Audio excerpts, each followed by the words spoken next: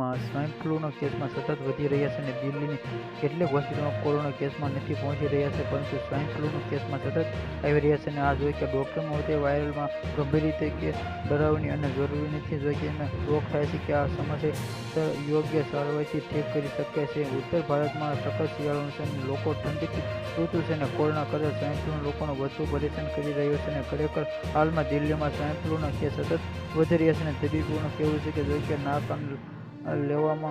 નાક ગળામાં સોજા આવે તો તાવ 101થી વધુ થાય અને લેવામાં આવે છે કે થાય કે ભૂખ ન લાગવી જોઈએ અને સમય બગડવા. ડૉક્ટરની સલાહ સ્વાઇન ફ્લૂ લક્ષણોને હોઈ શકે છે અને આ ધરાવતા દર્દીઓના આયુર્વેદિક ડૉક્ટરના પ્રમાણે આ S1 અને N1-2ના કોરોના નહીં સ્વાઇન ફ્લૂ કેસમાં વધી રહ્યા છે અને આ સમયે S1 અને N1ના કેસમાં સતત બહાર આવી રહ્યા છે અને તેનાથી લગભગ આરામ લક્ષણોમાં ન્યૂ ફેફસા અને ફોલોવીની સમસ્યા થાય છે. અને આ સિઝનમાં બીમારી વધી પરંતુ તે કેસમાં વધી રહેલા બીમારી લોકોને આઈસીયુમાં દાખલ છે અને રોગોમાં 2009માં જે ખૂબ જ ફેલાયો હતો ત્યાર પછી આ રોગોમાં દિલ્હીમાં ઝડપથી ફેલાયો હતો અને આ મહિનામાં ખૂબ જ લક્ષણો જોવા મળ્યા હતા. પરંતુ કોરોનામાં આ ડરના કારણે આ કોરોના ટેસ્ટના કારણે આ RT-PCRના આ કોરોના કરતાં પણ ચેપનો પુષ્ટિ થાય છે વધારે અને કોરોનાની તપાસ સ્વાઇન ફ્લૂના દર્દીઓમાં મળી રહે છે અને આ RT-PC તપાસ કરવામાં આવી રહી છે અને જેમાં S1 અને N1 ચેપની પુષ્ટિ થઈ રહી છે. Subscribe my channel.